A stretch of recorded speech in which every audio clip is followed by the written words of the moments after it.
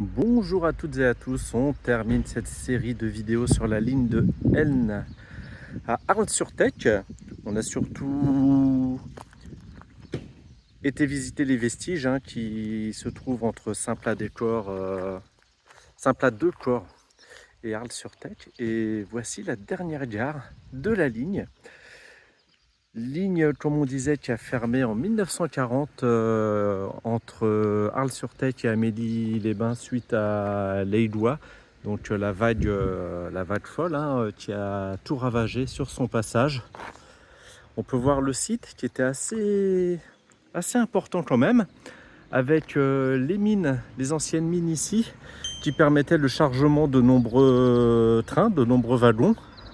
Il reste encore les vestiges de cette mine.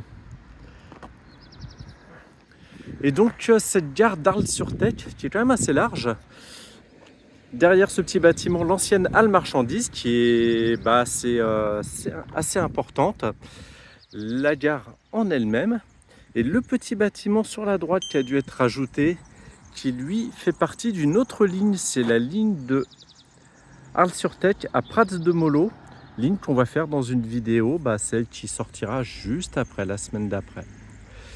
Donc voici cette gare, fermée en 1940. Les coûts de remise en état de la ligne étaient astronomiques. La SNCF naissante, avec le poids de sa dette, la dette des anciennes compagnies de chemin de fer. Et on n'oubliera pas le conflit mondial, donc tous les besoins matériels, financiers étaient dédiés pour l'effort de guerre. On comprend donc un peu mieux pourquoi la gare n'a pas été réhabilitée. L'intérieur, des coupes, ça va être un club de sport, je pense, mais rien à voir avec le côté ferroviaire. Depuis 84 ans, tout a été totalement transformé. C'est quasiment 3 générations. Et donc ces mines qui restent là, c'est assez impressionnant à voir. Ces vestiges d'anciennes mines.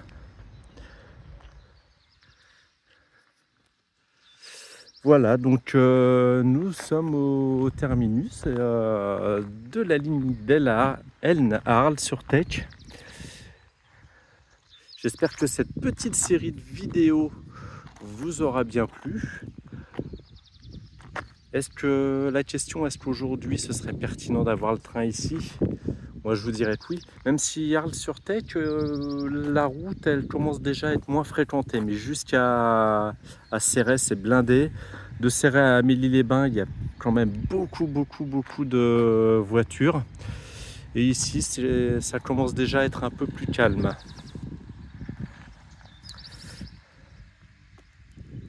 Comme toujours, n'hésitez pas à apporter des précisions, n'hésitez pas à commenter, n'hésitez pas à partager, à me corriger si j'ai raconté une petite bêtise. Et je vous dis à très bientôt sur une autre vidéo et on va parler de cette petite gare.